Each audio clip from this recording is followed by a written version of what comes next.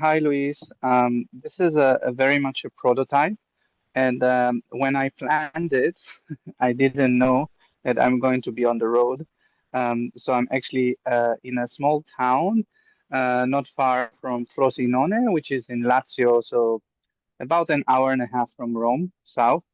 And I'm handing out flyers for European Commission citizen panel around crisis. So that's my little gig today. Um, and yeah, it's a very kind of quiet afternoon siesta time, so I wouldn't be getting much done anyway at the moment. So I thought that's great. We can do a little bit of kind of a lightning lesson, which is a new thing that I'm kind of trying out because I started putting some of my offering on Maven, which is very much kind of a training platform for, most of the other offerings are sort of around business and kind of startup and AI and kind of workspace oriented. And I just liked the platform. So I started to use it for my own. And then they send me, oh, you can make lightning lessons. I go, oh, what's that? Let's try that. So Oh, that's, so I'm just trying that out of setting up these lightning lessons. Um, And I was, a little bit kind of in the setup of the theme for this session. Like, I was kind of, oh, maybe I can get those workplace people interested in this work if I find some languaging. So I arrived to Embodied Teamwork as a title that I'm kind of trying out. And I realized that, I don't know what it means yet. Like I know what I don't know, and I think it's a conversation. So I'm curious also to know how what attracted you in that, what do you understand from embodied teamwork, and what would be your interests to explore maybe in this short 20 minutes, half an hour conversation. yeah, thank you, Uri.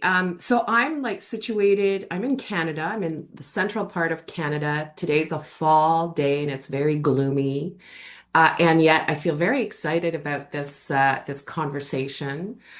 I'm in London, Ontario. And what attracted me is, so one of the things that so I do work with organizations. I work with organizations all the time, whether it's the leadership team or leaders or a certain department.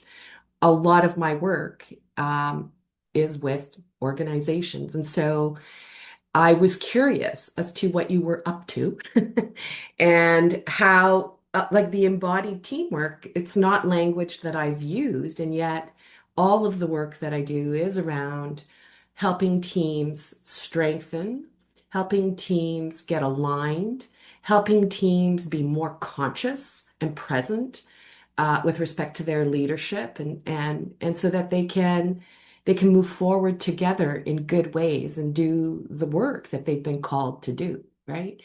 And I think we are in a place right now in our world where like we need to be embodied. And when we're not embodied, and even for myself with my own leadership journey, that's when we can create harm. And or if we're not create if it's not harm, like we're off. And so the embodied piece is really important. And I was curious because you had the panarchy loop, and it's a loop that I also use, but I haven't used it combining, SPT, which would be like social presencing theater, which would be a form of embodiment, or using theater of the oppressed, which would be another form, or any kind of arts-based methodology. And so I was curious. And I felt inspired. And then I saw a lightning lesson. And one of the things that's happening in my work is that it's really hard to attract people to long sessions right now. And so, how can we gather? And how can we make those gatherings meaningful? So here I am. Amazing. Yeah. So, we know each other for a while, and I think um So I've been doing this theater work, although I rarely go and perform in the theater for a while, and I've been around people who work in organizations, mostly through Theory U and social pressing theater. So most of my other colleagues that train with me and work as consultants or have worked in consultants or have some kind of consulting angle. I'm also, I would say, at the moment starting to consult, not so much in organizations as a consultant, but more so projects and innovation projects, and also in in this case like collaborating with civil society, civic arts type of initiatives. How do we bring arts? How to bring embodiment? And I'm very interested in this kind of how do we take things from different worlds and how do they kind of repurpose them? So in all this period of the pandemic, I and many other people who have been sort of forced to online spaces have been kind of creating different ways to how to bring embodiment to a very disembodied place, which is a Zoom call or remote video calls, and finding that it works. That some of those games that we play, like passing the energy ball or kind of making a gesture, an image. And again, I feel like I haven't done it enough in a kind of a real workplace, whatever a real workplace is, to know if it works or not. But I'm curious, is it transferable? Can we kind of instigate people to start their work meeting either online or in person, and kind of sharing how they feel the gesture, and what will be the benefit and what will be you know the pros and cons or the challenges to bring this sort of playful embodied way of being that is I think there's something in the title of this session was around flow, how to bring flow. um, So, because I feel, I feel embodiment, it's a weird word because I feel everything is embodied. Like, even if when we're disembodied, we're embodied. Like, there's no way of coming out of embodiment, really, because it's more about um, how much am I conscious or aware of how I'm holding my body in relationship to space, to other, to self at this moment. So it's really also about awareness, right? And being conscious about my own embodiment somehow. Hmm. Um, and it's not about because another way to look at it is kind of being very deliberative, almost manipulative, like do this so you have more. It's not really that. It's more just becoming aware. That's how I am. That's how I feel. So a lot of time in my sessions, I don't know if I invented it, but that's as an embodied check-in. And this embodied check-in, I actually don't have a single recipe to it. Sometimes it is just checking in with your body. How does it feel? Sometimes it's making a gesture. Sometimes um, it has a specific question. Sometimes it's just there to remind us that we have we have and we live inside a body. Yeah, Um, that's beautiful. And I have so many thoughts going on in my head right now. I'm going, which ones do I grab? Um, I've been trying to write a blog about my experience with my co-colleagues. You'll recall this, Tebecca and Wendy. We facilitated an online 4D map for an organization. And um, and one of the reflections that I have, and I always, and again, like like 4D online mapping with the tools, like it's there's an intricacy to it. Like there's lots of things we have to pay attention to. And here we were, three facilitators, and and I don't know why I'm always surprised, but it's connected to your comment about how we bring embodiment to a disembodied space. And And yet that 4D map, like in follow up with the client, had impact. And it was just a few hours online with a group of people across continents, across countries, different times, different identities, different experiences, different places.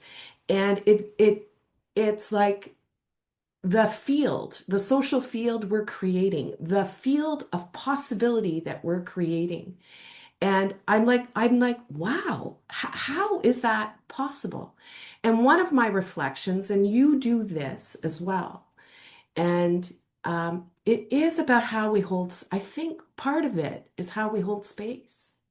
Part of it is how we invite people in, how we welcome them in.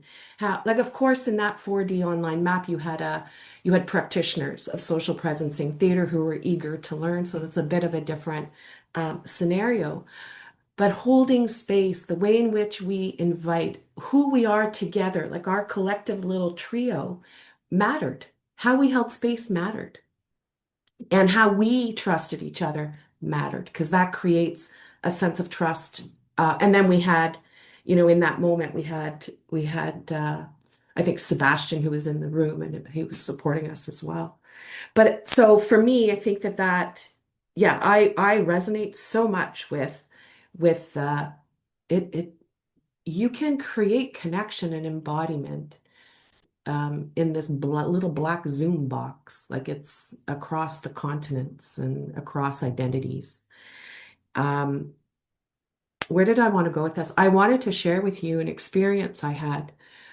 This was probably 18 months ago in the summer. I was with a client. We were along Lake Huron, which is a beautiful big lake we have here in Ontario.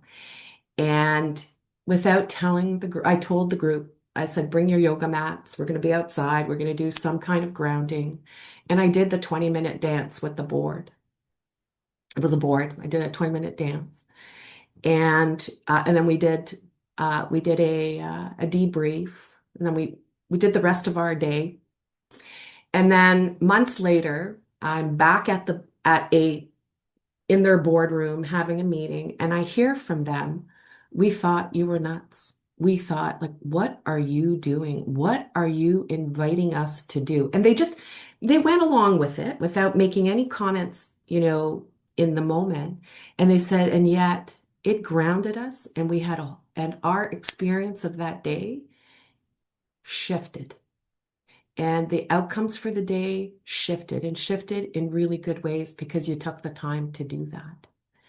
And so I think sometimes for us, in terms of how to bring it into organizations, I had enough trust with the executive director to bring that. And so I knew I had an ally in the room. Like if it didn't go well, I had an ally in the room. And and it is about our own confidence and our own willingness and our own courage, I think, to put it out there and to invite people in, and of course to give them choice. And I think you do that, right? Often, like with the embodied check-ins, I remember one of them you did for us. We had to sing. I thought I was going to die. I can't sing, and yet today I use that now because it just, boy, does it even the field, right? Unless you're a really good singer, but yeah, play is important. So going back to the how do you bring this, that me having the courage to go, okay, I'm just going to bring this in. It's just the 20-minute dance.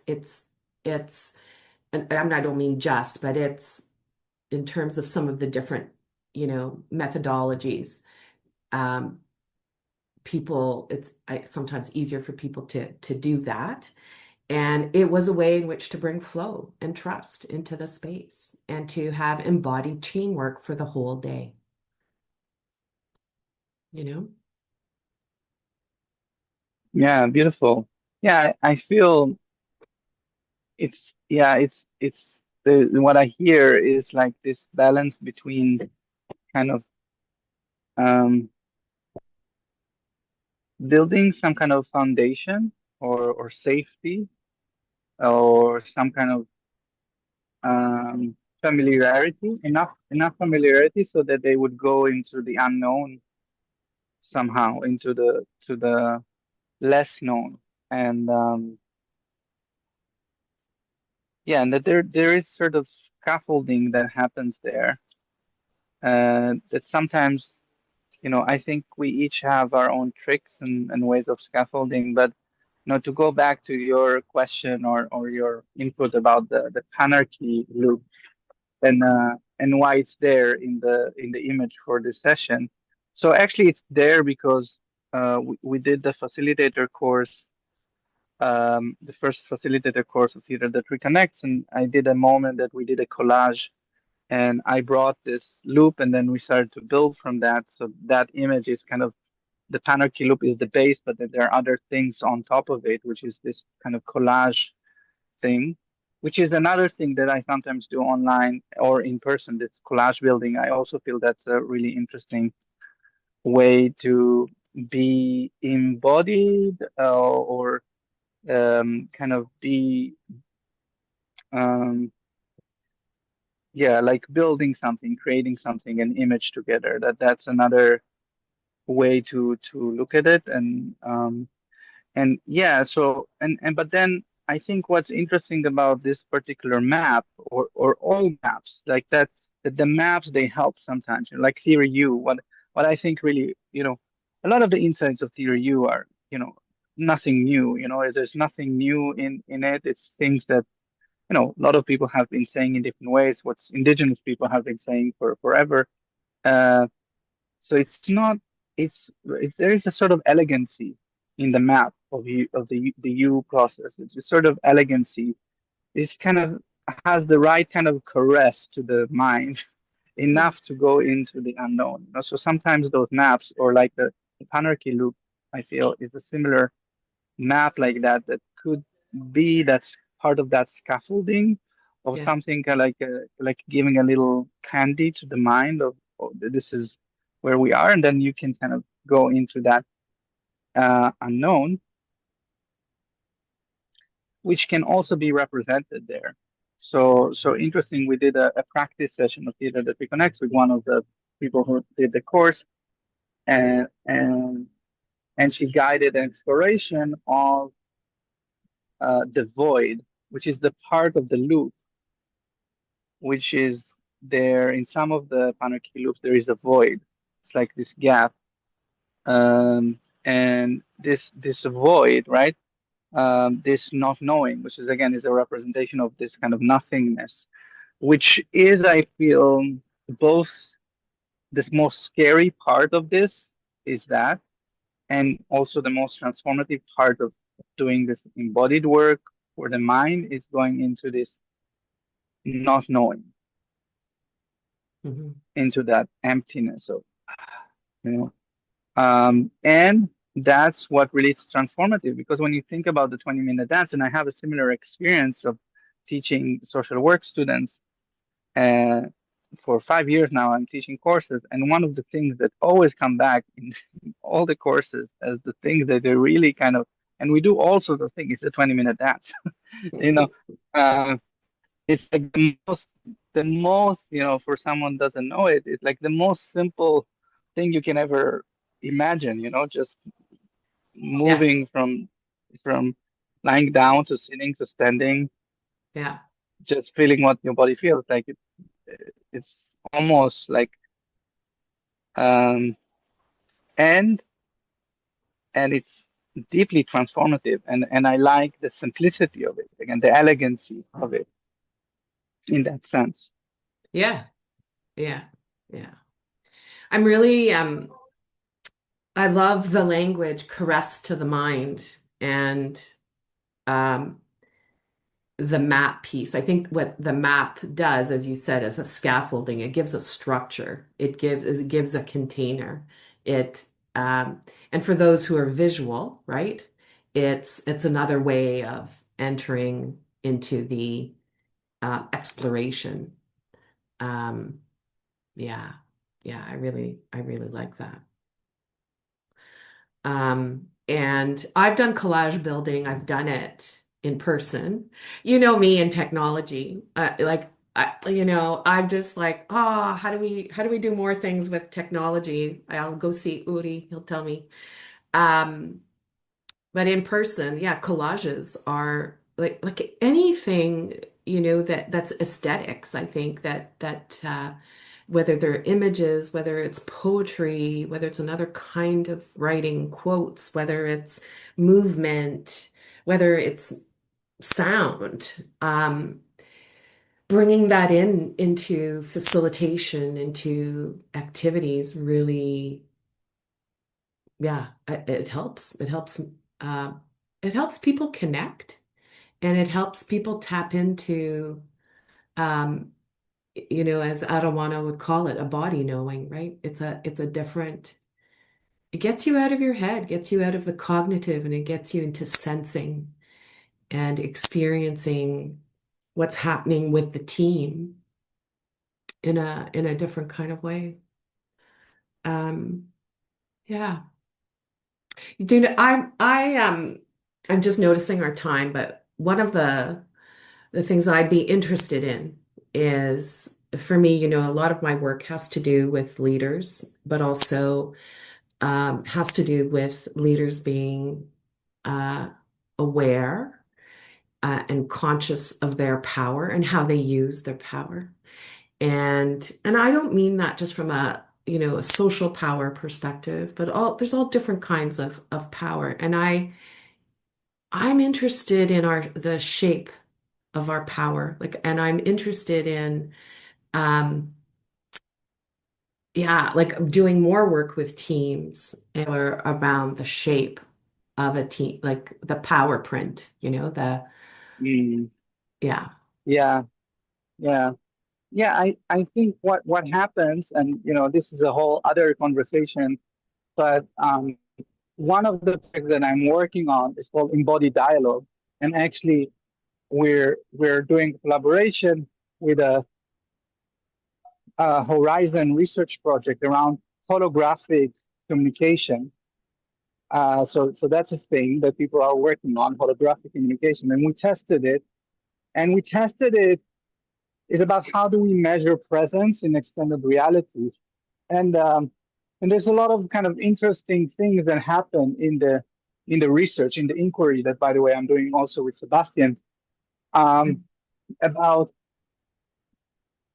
um, so there is something about being in the presence, the physical presence of someone, that you get information that you don't get from. So one of those things is the size of the person, how big they are physically, how tall they are. So I think, and the whole thing, not just tall, but the whole, like, how big, like how much space they physically take or not. Then there is body language. There are other things, but just the size. It's such a, I noticed that after meeting someone, working with someone online for a long time and then meeting them in person is like, if the expectation was very different from what I had, it's like, oh wow, this really changes everything. So yeah, this rewiring, which, and again, in holographic communication, once it's out and about, maybe this will can close a little bit of that gap, because you get a more sense of the whole body of the person and the way of movement, which I think is a lot of information that in virtual remote collaboration, which is became very normalized in many workplaces, doesn't give you in terms of input. So that there's still a lot of other things that we don't get, even from the holographic communication. Um, and I think this missing informations, um, and sometimes we work in the same office. Like, I'll go to the other thing. We work in the same office, but we have our work mask. And our work mask is not like a physical theater mask, but it's a sort of way of holding ourselves, and we all have it in some ways or another. We have a sort of a role that we play in the workplace, and that's normal. That's not. It's even healthy in some ways, like, to have, especially if your work is you know very technical or whatever. It has a very function. Like, you wouldn't want, I don't know, your policeman to be, or or even uh, your bank teller bring everything, their personal life into the work. Like that was not like something that would work for most works scenarios. So what I'm trying to say is that, but then there is ways for us to take off the mask for a little while, and that's what theater, a play, a game, a collage creates the possibility to, within the safety of the container, we can let go of that mask, and we can just be, I like to say, children.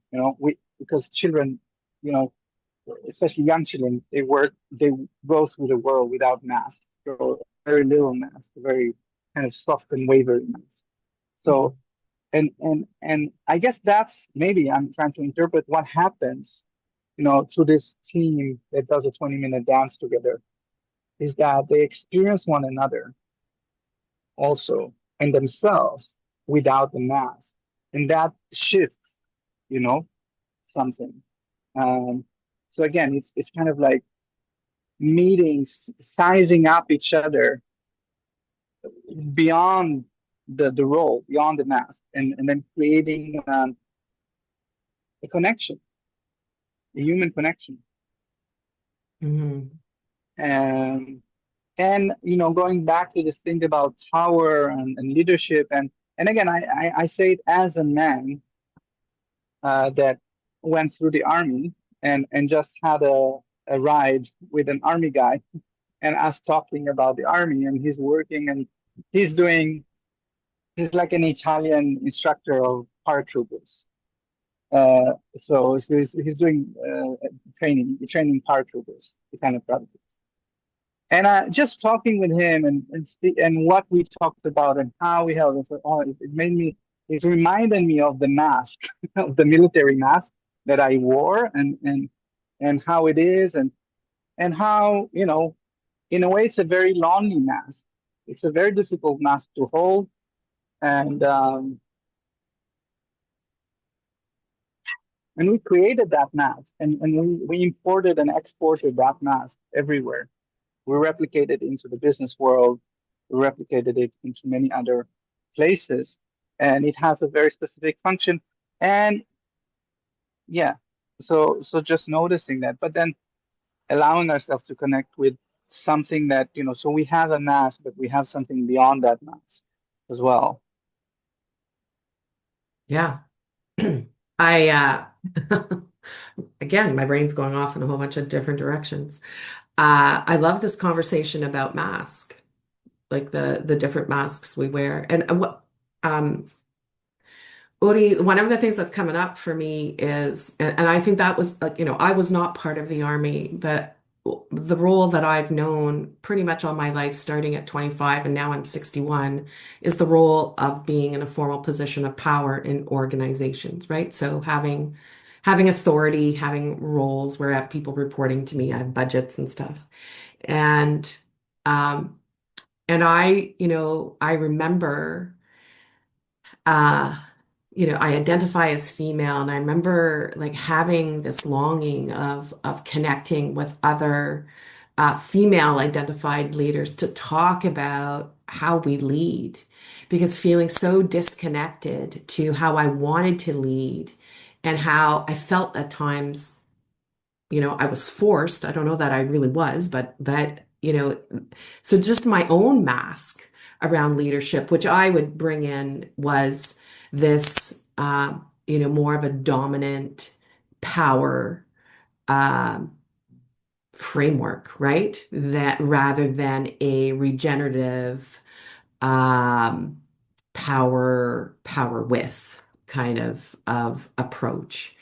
And so I think this has been the model of leadership. I think in many different circles that's shifting, but the systems are big, and sometimes when we find ourselves in certain systems, it's really difficult to push up against those systems and to still have our mask off and respond. sometimes from this place of integrity. My colleague and I, you might be interested in this. I have a colleague named Brooke Thorndecraft. We've created what's called the Reimagining Power Framework, which has two meta narratives of power. One, which is the dominant power over framework, and then the other narrative, which is more a regenerative power, an ecosystem-based shared leadership power. And we have 12 different leadership practices attached to it, and we've developed a rubric. We're sharing it with some folks to get some feedback next week. I'll send you the invite to see if you're free, because that might interest you in terms of yeah, like how do we, for me, it's about that. For me, it's about how do we, even in our teams, how do we, like, I love the language of mask because that I can feel that in my body. It's like we have these masks on. How do we take those off and just step into, um, I don't think we can pretend we don't have power, but step into the power that we do have, and how do we, um, yeah, it's the power with and sharing power and create systems that are nurturing and regenerative. That's all I've got for now. Yeah, that's great. Yeah, I maybe that's something I think I scheduled another lightning session lesson on 12. I was trying to figure out um, the name that I gave to it. I'll find it later. But yeah, I think like that's maybe like a new conversation. And yeah, my time of the Zoom meeting will end soon, and also my battery. So I think it's good. It's a good place to also to close here and kind of open with a question and maybe what are the masks that we carry and how do we kind of create spaces for people to move. And again, there's a generational thing, something else that came in the conversation with my ride paratrooper guide. He was a bit complaining about the young generation coming to the army and that they're softer, that they don't. And he said it in a very kind of complaining negative and about like they um. And I thought, oh, maybe it's not so bad that, but just interesting, and maybe collectively we are on the process of letting go some old masks that we've carried for a long time. Um, and yet, those masks are important. If we drop the mask and we have no other mask there, it could be, strong. There could be a strong sense of confusion, I feel. And you need to be, I feel, compassionate and caring for in this moment where the old masks are kind of dropping and not serving us, and being, especially in this moment, compassionate to those who. Um, Yeah, yeah. And I think yes. And as I sit here and listen to you, what are the masks we carry? What are the masks we wear? And you might want to take it through the panarchy loop and add the layer of the other, add the phases in that panarchy loop. Anyways, because they're not always the that's same masks. Yeah. that I'll wait for the stay tuned for the next episode kind of moment. Yes. Yeah. Good to be with you today, Uri. Thank you. Yeah, you too. Great. And lovely conversation. Let's continue exploring Yeah, I through needed the loop. this. Yeah. Thank you. I'm inspired. You have a great day. Bye.